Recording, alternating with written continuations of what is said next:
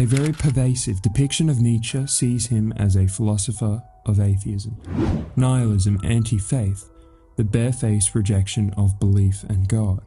But this suggestion wholly contravenes the canon of Nietzsche's work. Even in his first major piece, The Birth of Tragedy, published in 1872, a perceptive reader notes the sense of religious longing Nietzsche infused throughout the work, calling attention to the rich culture of the Greeks and the celebration of drunken art and strength against the horrors of existence. It has to be made clear, before any discussion of religion can be realized within Nietzsche, that he did not dismiss one's capacity to establish value hierarchies. While there certainly are caveats, Nietzsche was not strictly anti-religious. His task was stripping the false religions and idols that turn the human against their body and against the earth, instead wanting to install a new program that embraces the body and the earth through art, music, disorder, high culture, and passion. Nietzsche's Thus Spoke Zarathustra, published later on in 1883, is regarded by readers as his most synthesized expression of his non-academic metaphysical ideas, and is argued as his religious testament. In seeking to learn of a future religion, readers should turn to Thus Spoke Zarathustra. This considered, he took aim at the content of several major religions of the time: Christianity, Buddhism, and less commonly understood, science and modernity, also religions in themselves. Nietzsche warned of the dangers of submitting oneself to a value system that provides a comprehensive explanation, for instance Judeo-Christianity. Tempting its followers with the fixed comfort and safety of a beyond world, it invites the downtrodden to life negation through a slavish mentality that embraces weakness, thinly veiled as strength. Its followers no longer embrace life on earth, but an afterlife beyond, invented to depreciate the only world that exists, in order that no goal, no aim or task might be left on our earthly reality. Christians invented the good-evil dichotomy to supersede the good-bad. What was once good in the old world, treated as strength, might, passion, and rigor, was inverted to become evil. In its place, the good of Christianity became what is deadened, the defeated, the pitiful and sick. They invented hell and told the strongest among mankind that the pursuit of chaotic dare and higher qualities is sinful, and the punishment eternal damnation. Everyone shall conform to the structure of Christianity, with no room for the individual to emerge. This new morality taught Europeans to feel repulsed by the passions of their body and organic instincts. Such charges Nietzsche laid bare at the faith that expanded out of Rome and Judea and swept the European continent. He took aim at Buddhism and its evasive position to suffering, that while Rome burns you must play the fiddle.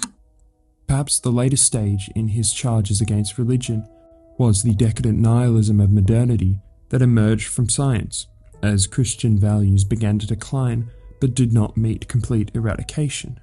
Nietzsche characterized all moderns as a dispassionate bunch that would rather will nothingness than not will at all.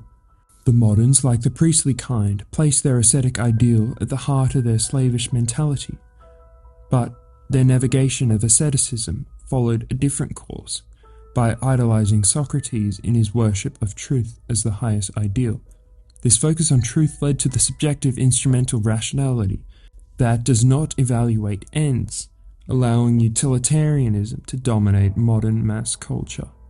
Throughout each of these critiques, we can trace a common theme. Nietzsche opposed value structures that severed man from their passions and that muddied the waters of value. Religions that made attempts to subvert the self-overcoming will to power will only weaken and deaden the spirit, making life seem as though it's a mistake. He invites his readers to be distrustful of mass religions and pay very close attention to each metaphysical recommendation contained within them. These charges leave us vulnerable, however. Physiologically, most religions don't cut it, but Nietzsche reconciled that the religious instinct is still indeed in vigorous growth, and therefore it's necessary for man to seek out a metaphysics that might satiate this longing, saving the eye from gazing into the horrors of night, and delivering the subject by the healing balm of illusion from the spasms of the agitations of the will. The will to power, loosely understood as Nietzsche's ontological explanation of the world, will manifest in each drive whether this is our personal desire or not. Like Sartre says, to not make a decision is making a decision in itself. So if our will to power is eternally active and driving all action, we ought to orient a life philosophy in alignment with this will. The great among us must deconstruct the existing order of values and remold a new philosophy that embraces noble and aristocratic strength, that therefore embraces life. In this new religion, built upon life-embracing values, Nietzsche promotes his notion of eternity, of eternal return of the same, as the key of affirmation. Nietzsche found that the ancient Greeks had erected such a strong culture, as, among other things, they understood and worshipped eternity. He asked, what is it that the Hellene guaranteed himself by means of these mysteries? In response, eternal life, the eternal return of life. The future promised and hallowed in the past, the triumphant yes to life, beyond all death and change. True life as the overall continuation of life through procreation, through the mysteries of sexuality. Eternity, that all moments in your life will inevitably repeat, endlessly in the exact same manner as they had before. This is an inescapable reality that each of us must confront, condemned to repeat all the most horrific and best moments in our lives forever. Time is a circle, not a straight line. For Nietzsche, that everything recurs is the closest approximation of a world of becoming to a world of being. The only grounding essence one should adopt is certainty in the repetition of all events. From here, Nietzsche makes it the task of his readers to locate a value framework that will embrace their existence in this world, and empower strength in their eternal striving. This belief structure will do away with softness, bitterness, and passivity, enabling the body to transform into what is one of his favourite metaphors, the sailor who has left land, sailing stridently into the great vastness of the ocean and the unknown, who feels fear and uncertainty on the way, but is able to continue striving to overcome the resistance. Quote, the most spiritual men, as the strongest, find their happiness where others would find their destruction, in the labyrinth, in hardness against themselves and others, in experiments. Their joy is self-conquest. Asceticism becomes in them nature, need and instinct. Difficult tasks are a privilege to them.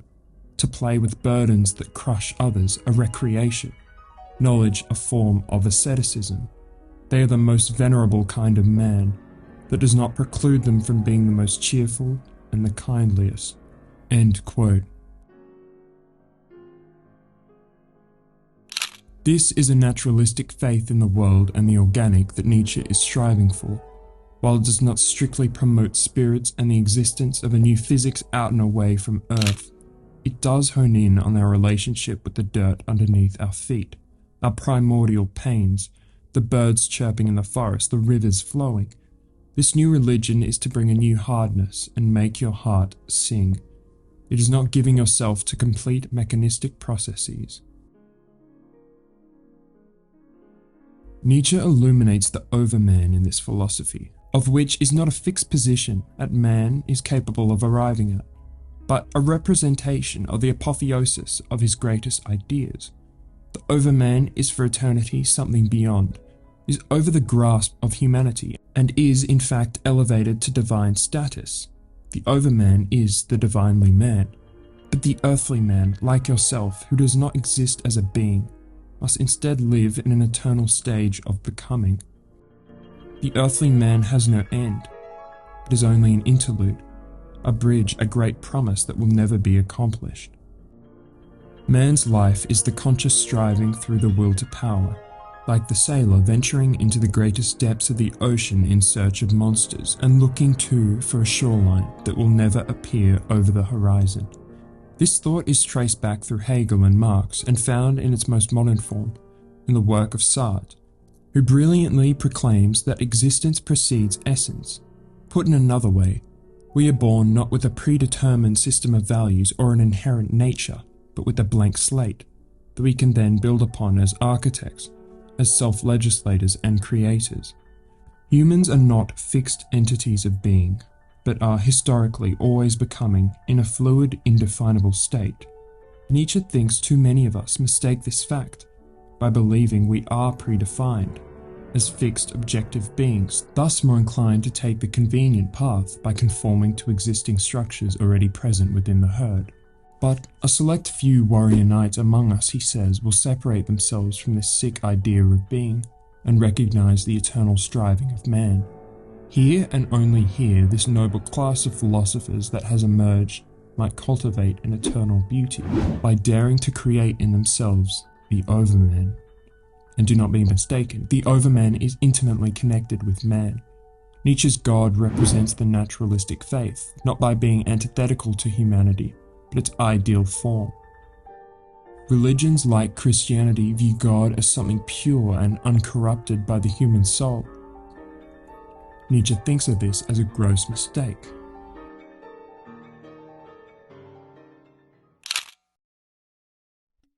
You might be wondering so far, why have I not provided definitive examples or a self-contained system of Nietzsche's thought that might be followed? Well, because such a conclusion cannot be reached. Dr. Michael Suger describes Nietzsche's work as infused with oxymoronic language. Nietzsche was an anti-metaphysician, but he was also anti-metaphysics. He despised the Christians as worshipping their metaphysics, but lamented the scientists for stripping themselves bare of anything enchanted. It's important not to lose yourself in the details of Nietzsche's work, and seek a start and end philosophy that tells you how to live. The melodious prose, the endless contradictions, the figures erected to depict a meta-reality. These tools he deliberately uses in his writing form an intractable tapestry.